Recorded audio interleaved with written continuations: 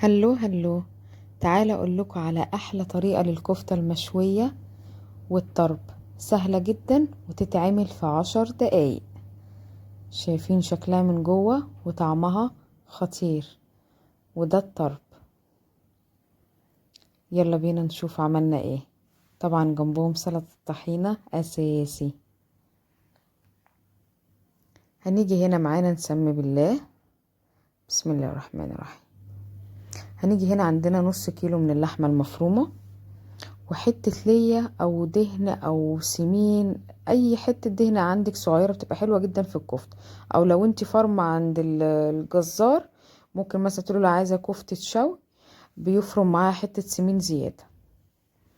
وهاجي معايا هنا بصلاية كبيرة، بصلاية كبيرة حلوة كده بس متصفية من المية بتاعتها، مصفيها جدا من المية. هحط بقى هنا معلقة 7 بهارات، معلقة صغيرة زي ما انتوا شايفين كده، ومعلقة كبيرة ملح. مش هحط توابل كتير في الكفتة، حاجات بسيطة جدا. ومعلقة صغيرة بيكنج صودا او بيكنج باودر، دي حلوة بتخلي الكفتة هشة. ومعلقة صغيرة فلفل اسمر بس.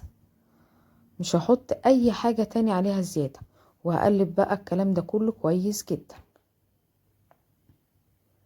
وبعد ما قلبته، لا انا حاسة ان هي عايزة اديها فرمة كمان تنعم زيادة، فهديها فرمة كده في الكبة.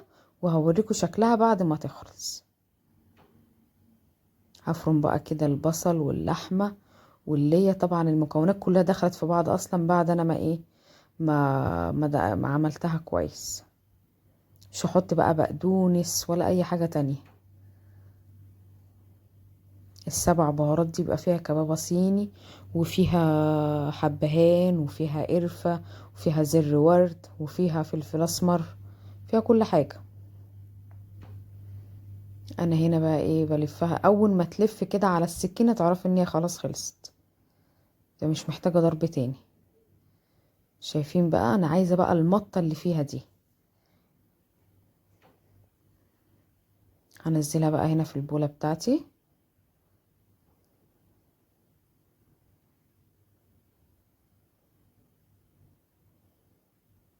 متنسوش تتابعوني وتدوسوا لايك. هبدأ بقى هنا معاكم. دي مية البصل اللي انا صفيتها من البصلاية الكبيرة. هحط عليها معلقة معجون طماطم واقلبها كويس جدا، وهقول لكم هعمل بيها ايه.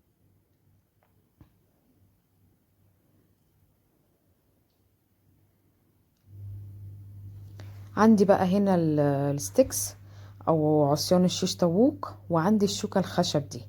اللي عنده ده يستعمله واللي عنده ده يستعمله. انا هستعمل الاتنين معاكم، تمام؟ عشان اللي ما عندوش دي او اللي ما عندوش دي. هبل بقى ايدي هنا بمية البصل. طبعا احنا غاسلين ايدينا كويس وكل حاجة، فاكيد طبعا لازم نصبع بايدينا، مش هنصبع بحاجة تانية. هبدأ بقى هنا اعملها على العصيان. وانا بقى بصبع الصباع بتاع الكفتة، هبل ايدي في مية البصل والطماطم دي بتخلي طعمها حلو جدا، وهتديك اللمعة اللي انت شفتيها في اول الفيديو دي. هتشوفي بقى الكفتة عاملة ازاي بعدها. هرصها بقى هنا في صينية، ولا دهنة بقى زبدة في الصينية، ولا حاطة زيت ولا اي حاجة. كفاية الدهون اللي موجودة في الكفتة، انا مكتفية بالدهون دي كلها. هبدأ بقى هنا اعمل بالعصاية اللي معايا او بالشوكة اللي عندي موجودة دي.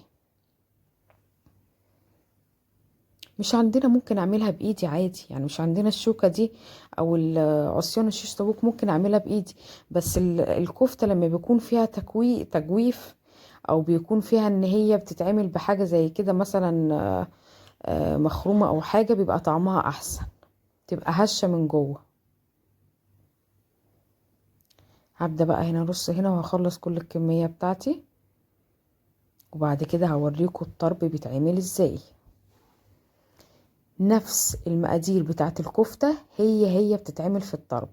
بس طبعا الطرب فرق واحد، بنجيب حاجة اسمها مناديل.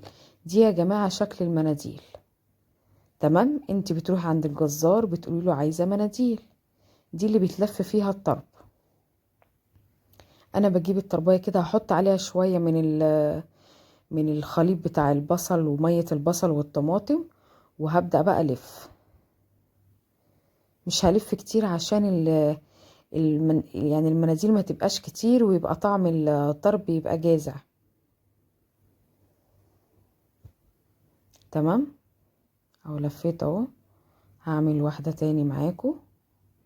طبعا الطرب غسلاه كويس جدا بالليمون وبالدقيق وبالملح، وطبعا سبته يتصفى خالص. اهو هحط بقى كده والف. مش هلف برضو كتير عشان المناديل ما تبقاش تخينة جدا على حتة الطرب، فبتبقى طعمها مش تمام قوي يعني. يبقى الطرب كده تخين، فاهميني؟ ادي حتة المناديل دي هقسمها نصين عشان دي كبيرة. هو طبعا المناديل بيجي كبير على بعضه، يعني بيجي تقريبا قد الطبق ده او اكبر كمان. انا اللي بقسمه كده، انا اللي بقطعه حتت صغيرة كده على قد اللفة بتاعة الطرب. تمام، وهبدأ الف كده. هو نفس تتبيلة الكفتة ولا اي حاجة. وهرصه بقى عندي في الصينية. هنا خلصت كمية الكفتة والطرب، وهاخدها على الفرن.